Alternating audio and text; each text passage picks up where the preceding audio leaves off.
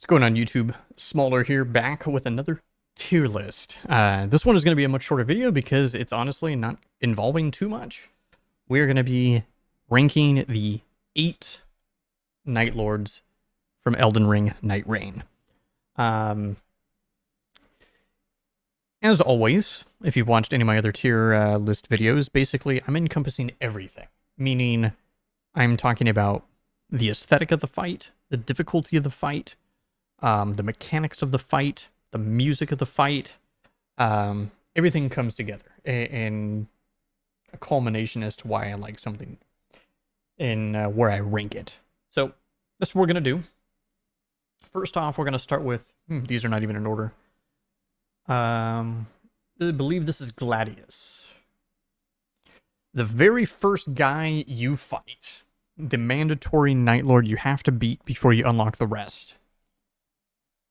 I think this dude is awesome. So I'm putting him in the A tier, and the reason why is because I can't recall and correct me if I'm wrong in the comments below, but I can't recall in any of the other Souls games from Dark Souls 1, 2, 3, Demon Souls, Bloodborne even. Obviously, they couldn't use anything Bloodborne related. And Elden Ring, where a boss would split apart and then come back together, and you know, split apart, come back together.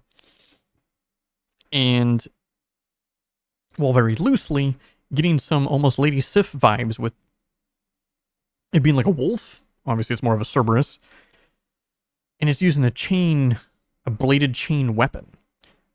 That's sick. You know what I mean? So, and of course, he's fire-based and everything like that, even though he's weak to holy, which is kind of strange. But I think it's cool. I think the aesthetics is cool. I think the mechanics is cool.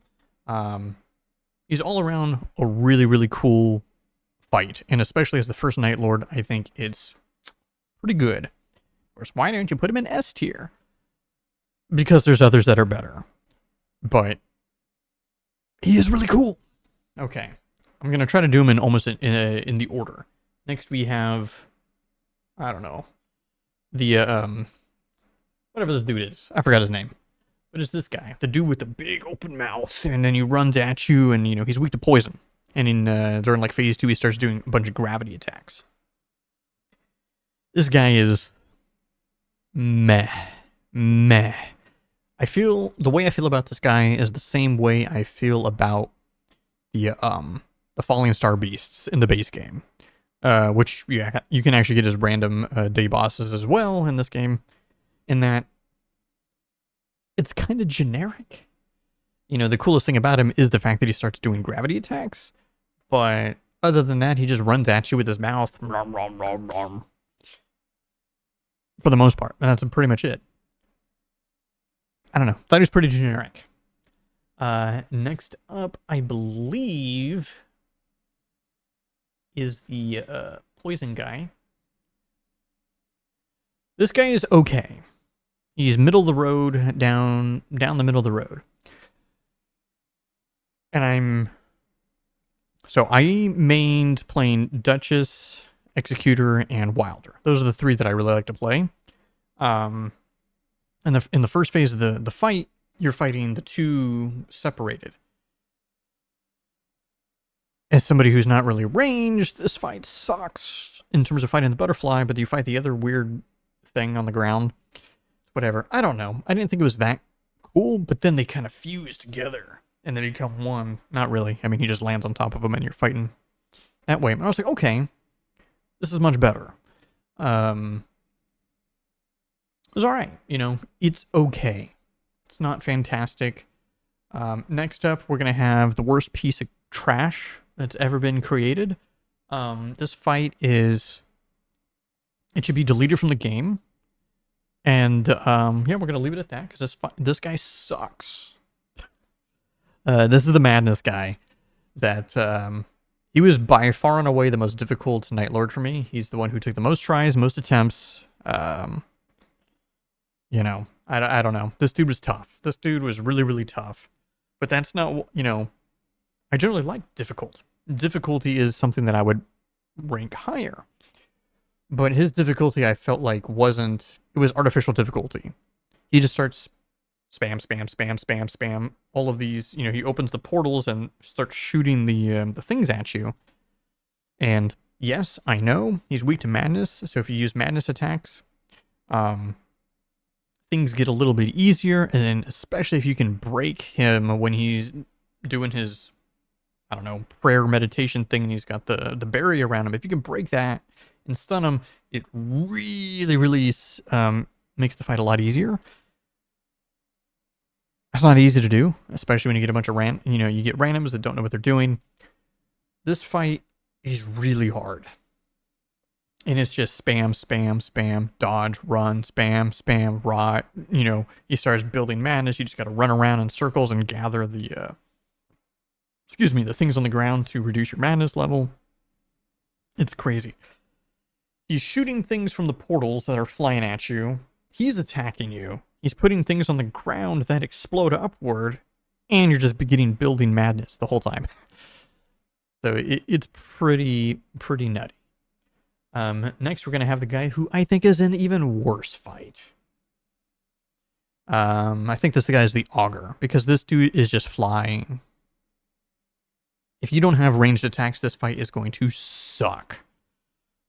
Which I did this with Wilder. Not the funnest fight at all. It felt very reminiscent of...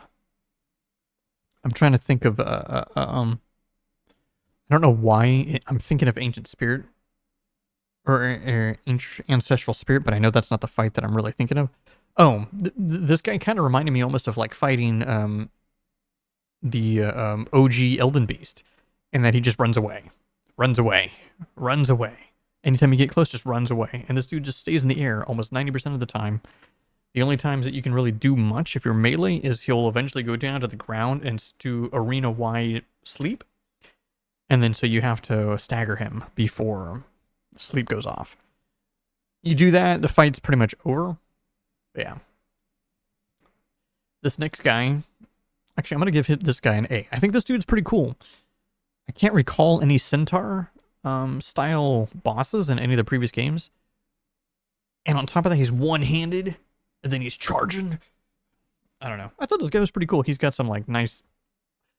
This is going to say a weird thing that I came to my mind.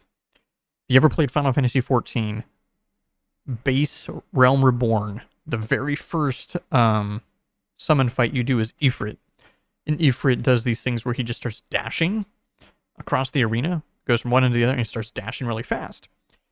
This guy does stuff very similar to that. And I don't know why. That was the first thing that came to my mind was, man, this dude's like Ifrit from FF14. And he's, I don't know. I thought he was pretty cool. Next up is the coolest fight in the game. It's the dragon. This dude is sick. I got very... man. I'm speaking faster than I'm thinking, so that I'm like, I got very vibes. I'm like, that doesn't make any sense in English.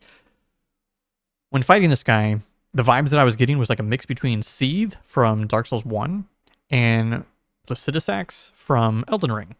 Because he kind of does both things. And I thought it was really cool. And then in like phase 2, he starts like throwing crap at you.